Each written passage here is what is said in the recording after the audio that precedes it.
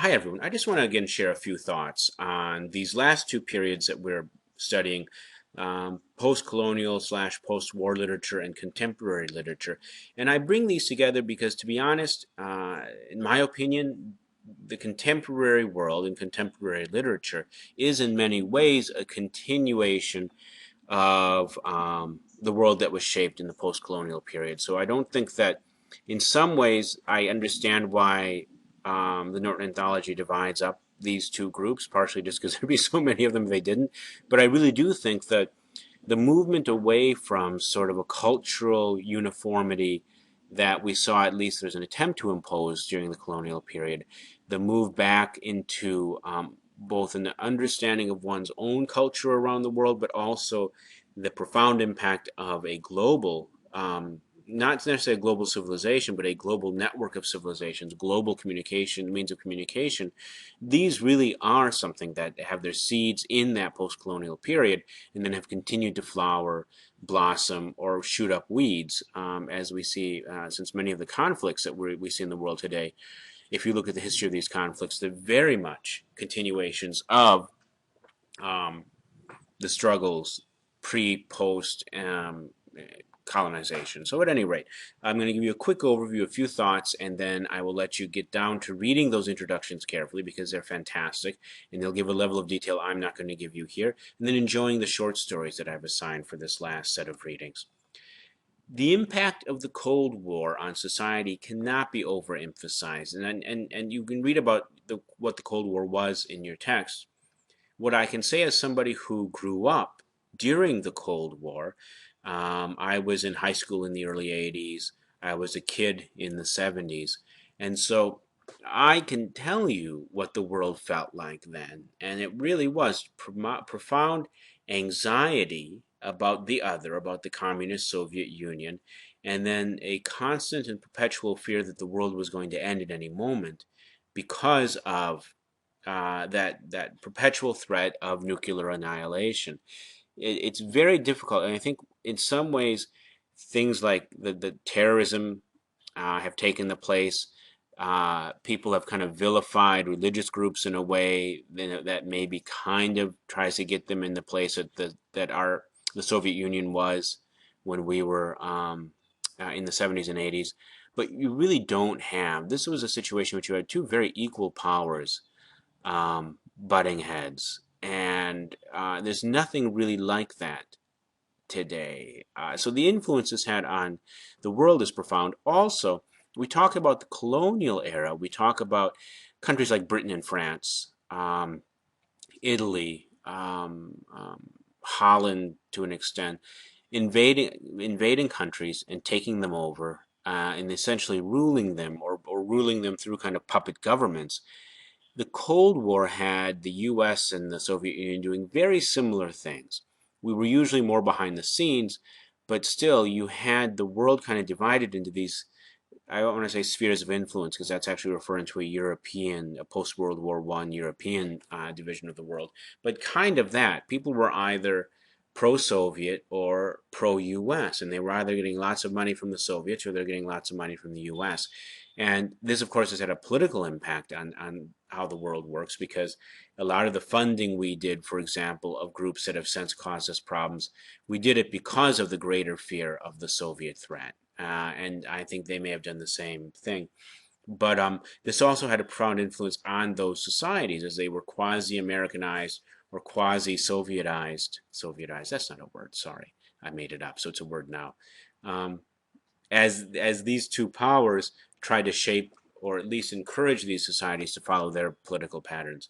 Destalinization um, was kind of the first movement away from the original form of Russian Soviet governance, but it doesn't really lead to a genuine opening up of society, and you see kind of you get a kind of a flowering of literature for a while, but then you see a clamping down as especially some of the Soviet client states in Eastern Europe began to flex their muscles and say we don't really want to be under the Soviet Union. We don't want to be a communist country under the Soviet form of communism anymore. So it doesn't become a complete freeing up, we do gradually see that happening. In the 80s is when you really see it happened in a big way, with Gorbachev loosening things up a lot and then kind of losing control of the cart and watching it roll down the hill, and Soviet system just breaks up completely then. Other places where you see the incredible cultural impact of communism is, of course, in China, and your text talks about those. You see, and really the power of this is in the decimation of entire classes of people, an incredible famine. All of it's fueled by ideology, and that's the remarkable thing. You get a few people with a specific ideology, and they get in power, and the way that they can try to reshape a nation in their image is really unimaginable. It's something that the modern era, the centralization of the modern nation state, the centralization of military power in the modern nation state, really enables in a way that I think was not readily possible in the past. Decolonization. Colonialism, of course, is the conquering of countries in the Middle East, Africa, and Asia by European powers. And that's when we say colonization, that's what we're really talking about. To some extent, America was a colony, but not in the way that, for example, India was a colony of England. One difference is when the European powers came to North America, because the native population were so different, lived so differently, um, there was a cultural genocide that went on. And so you basically see America is a European, essentially European society set in in geography that was formerly occupied by a completely another civilization altogether. But because of that otherness, and because of some of the baggage that the Europeans brought with them, it allowed them to really dismantle what was here. In the European experience, they went into nation states that were far more able to resist that sort of impact, I suppose that's probably the wrong word, but also the European states were more concerned with controlling the resources, and in many cases sincerely trying to remake those countries into quote unquote civilized countries after their own model, their own understanding of civilization. But this is incredibly damaging to those societies. Yes, good does come of it. In some ways, there are um, you know, introduction of certain forms of education which benefit in certain material ways. Their introduction of certain forms of government which took off in some places like India, which is the world's largest democracy. But it was also incredibly destabilizing because you saw the European powers dismantling what was in place before and imposing uh, what they saw as being the way of doing things. So you create these tremendous fissures in society between how I live at home, how I go to live in the workplace, how I live at home, how I go to the university, how I live, and how my grandparents or my parents lived. And there's a lot of particularly when the languages of those nations become secondary to English or French, you begin to see a real resistance. You see in North Africa, for example, there are countries where the first language, that people have two first languages, French and Arabic. And the Arabic, when you hear the Arabic of North Africa, it sounds very French. It's been influenced by the French language. But in Morocco, in Tunisia, Algeria, French isn't a second language for them, it's their first language. In India, we see English has become a first language in many parts of India, where also the local language, Hindi is sort of the national language, but there are all sorts of other languages spoken in India, is also a first language. People learn English very early on in certain areas of Indian society, to the point that Indian English is now considered a valid strain of English, just like British and American English, or it's coming into that. I guess it's becoming, it's getting to the point where it is going, I think it will soon be considered that because of the mixing of some of the local language structures and English. Um, you see some variations in how English works there. But this is very much it's how language works. But at any rate, decolonization then is when the European countries are either booted out or they back out because it's just not worth the investment to be in these countries anymore. And you see a resurgence, this kind of resurgence of popular control and power, and sometimes a desire to look back at one's own roots. But also, you see the impact of colonization in the form that education takes, in the forms that these governments take. For example, when the colonial powers leave the Middle East, you don't see a return to the Ottoman system, for example, or the various systems that pre-existed the Ottoman system. You see kind of a combination of pan-Arabism, which is a nationalist movement, right? It's very much like what you see in Europe with French nationalism and German nationalism. This is the idea that, okay, we all speak Arabic, we're one nation. That's a powerful movement. And then the rise of socialism, the Ba'athist Party, and these two things go hand in hand. Nasser, who was a leader of Egypt, who had this vision of a unified Arab world, was a socialist, and you see that this is, the leaders now, like Assad in Syria. Yes, his family belongs to a particular sect of Shia Islam, but he's primarily a Ba'athist, and that's how he sees the world. The Ba'athist Party being an Arab socialist party. So the impact, and this is true throughout the colonized countries. Uh, India has this very interesting, not maybe as negative an experience, but a very interesting experience with the British system.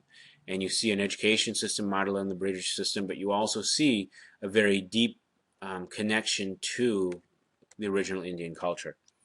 Decolonization also raised the sort of challenge to a movement or a philosoph, yeah, I guess not quite a movement, but a societal philosophical lens called Orientalism.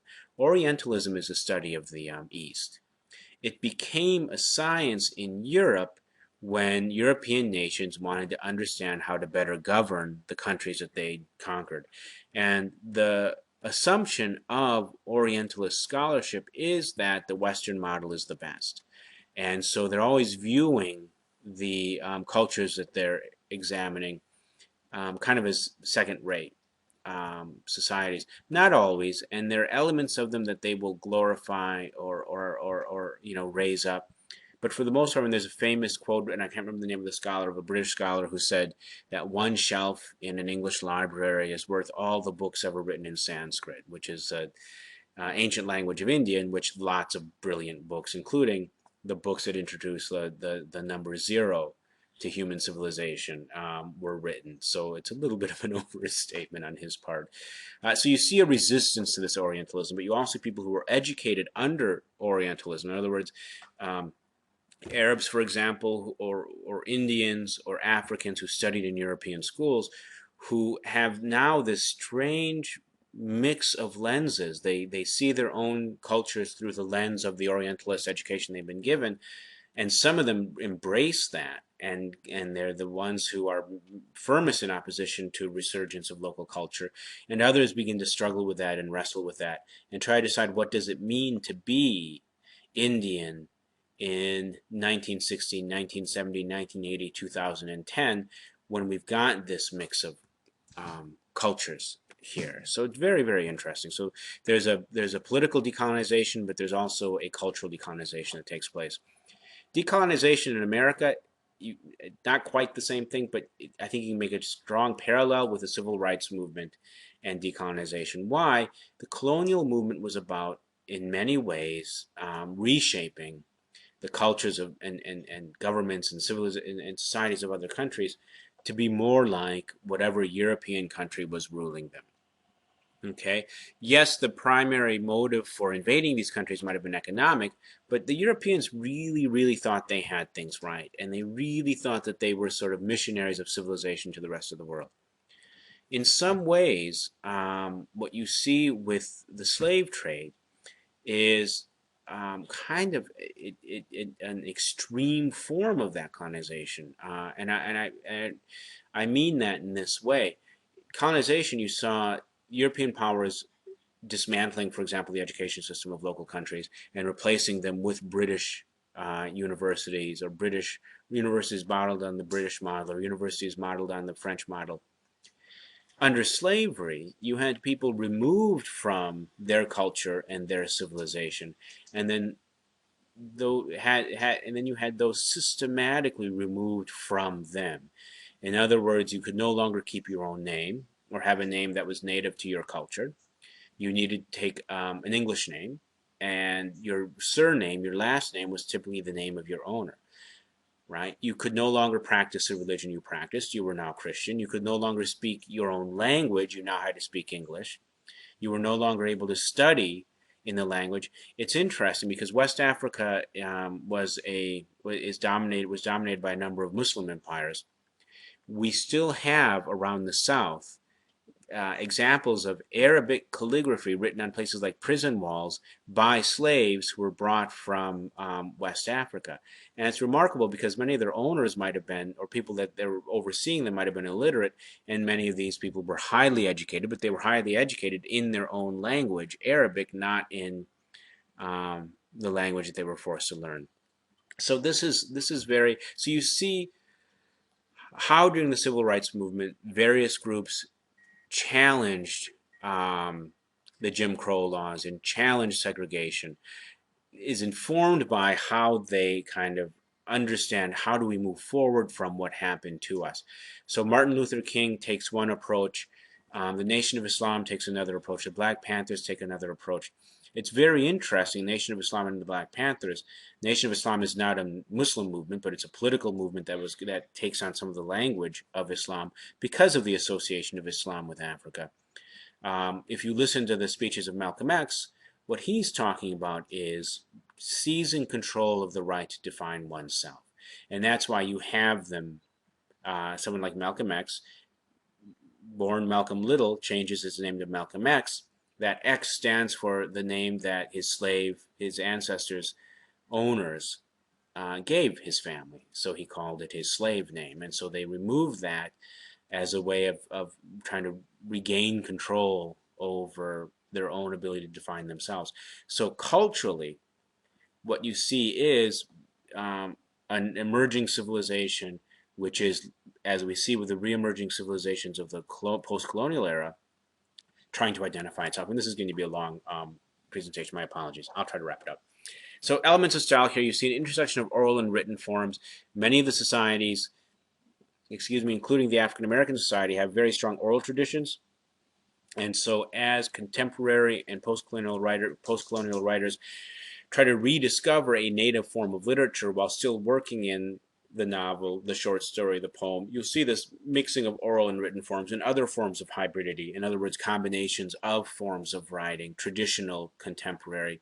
Globalization, suddenly your audience is global. Homeland is redefined. Cultural uniqueness is redefined. Neorealism is a significant component in a lot of post-colonial literature because they're dealing with social issues, so they're describing those social issues realistically. Globalization is the one thing I want to hit on really briefly, slightly more extensively, and I'll move on. Part of what makes world literature in the contemporary era real world literature is the fact that contemporary writers are writing for a world audience. When we look at the masterpieces of world literature we've read so far, or that you might have read in the first course in this sequence if you took that, you're looking at samples of writing that were developed within a specific cultural context to be enjoyed by people in that cultural context. So our Japanese works of literature are Japanese works of literature, right? Our French works of literature are French works of literature. They're not written with a world stage in mind. Globalization tears that down. Okay, anything you write now can be translated into another language or a dozen other languages and just span the globe. And that changes how writers look at their task, and it changes how readers read what they write. Postmodernism is an interesting movement that's arisen in since really the 60s, largely. And really, it's a way of stepping back from these literary forms and asking questions about the kind of premises that underlie them. So what are the limits of literature in terms of representing reality or impacting reality, but especially representing reality? What is meaning, and how do we convey meaning, and how do we generate meaning? Language is slippery. It's suddenly not, words can mean multiple things. They can be nuanced, they can be subverted. And this idea of metafiction, metatheater, the fact that you have novels that talk about being novels now, or plays, or movies, or TV shows. My son watches a show called Garfield, and in that show, the characters are often, Garfield especially, is aware of being in a TV show. So he'll read the script or he'll talk about being in the show. That's a form of metatheater. Okay, when it's done in a literary sense, it's really done to challenge and ask questions about fiction or the form or what that form can be expected to accomplish. Contemporary world literature, really, really quickly, other strains that have come in addition to the sort of freeing up or opening up a return to resurgence of native cultures mixed with or affected by European culture around the world, you have a growing immigrant literature as people come to live in the West, especially. You have them reflecting the traditions they brought with them, while again oftentimes working in the genres that are prevalent here. So you have great filmmakers, brilliant poets, brilliant short story writers, brilliant novelists who are reflecting their immigrant experience. You have the impact of the globalization of epidemics, especially AIDS, which really, I don't think today we have the horror of AIDS that we had when the epidemic first began, even though now it's far more pervasive than it was then. And I think in part because people have, modern medicine has allowed people to live with AIDS for a long time. So it's not the immediate death sentence it used to be when one was diagnosed with it. But the anxiety about the global epidemic is in the air. I mean, the nonsense that came up with the Ebola when two people in the U.S. had Ebola and suddenly we were all building bunkers in our backyards.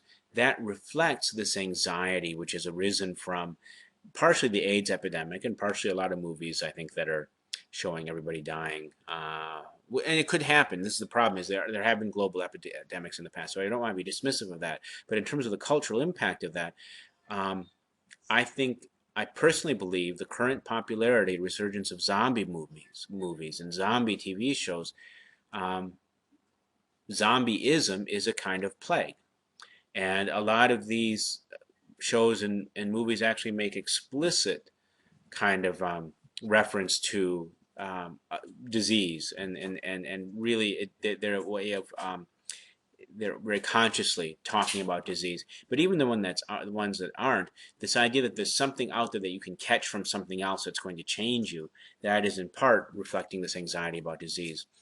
We saw the civil rights movement in the early part of the 20th century, later part of the 20th century, and certainly now into the 21st century. We see a rising gay rights movement. We see that expanding to other groups, transsexual, bisexual, queer, and it's become really it's informed and infused just from a literary perspective a tremendous amount of literature. Literature is so often about and written by people who feel excluded from society or people who are struggling with finding their place in society. And so really brilliant things have arisen. Some of Walt Whitman's poetry is very homoerotic, and it's because he was evidence is that he was a gay man, and so you see it even that early on, before it was openly discussed as an equality issue in the way that feminism was. We saw feminism emerging in the 19th century, so this isn't a new movement, but the forms of feminism and the debate over feminism, and there are people who claim we live in a post-racial, post-feminist world because there are legal equalities or legal protections in place now. Um, but it's hard to argue that women have many things imposed on them that men don't. That women face, for example, violence in society. That women are sexualized in a way that men aren't. That women are that are how they represent themselves and present themselves are often shaped by societies which are dominated by men. So it's still a thing. It's still a thing. Finally, I'm going to wrap up with multiculturalism because I think this is the heart of it, and this last 2 weeks discussion question really gets at this. the fact that in today's world you don't, in the past you could read about other countries, read about other societies, read about other people. Nowadays, because of globalization, you are actually able to talk to somebody, read what somebody has written, have direct access to those members of those other cultures in a way that really wasn't possible in the past. So if you have a question about Hinduism or Islam or Buddhism, you don't have to just go to Wikipedia or look it up or ask somebody. You can actually talk to somebody. Your doctor is probably Muslim or Hindu or Buddhist. You might have teachers who are. You might have, you don't know. So you have access to information in a way you never have before. And again, one impact of this has been this sort of flourishing of a world literature. People who are writing for a world audience, who are dipping into their own traditions, but also taking and picking from wherever they want to give their voice, their vision, its own distinctive form.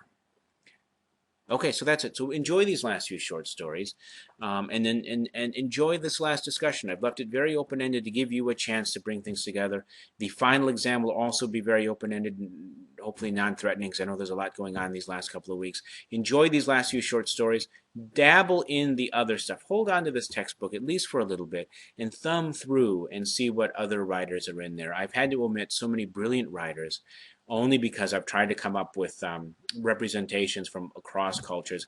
And this is especially the case in the post-colonial and the contemporary era, and to a large extent in the modern era too, because you have so many writers flourishing and so many of them working directly in English, which gives us access to their art in a way that you don't get completely through translation.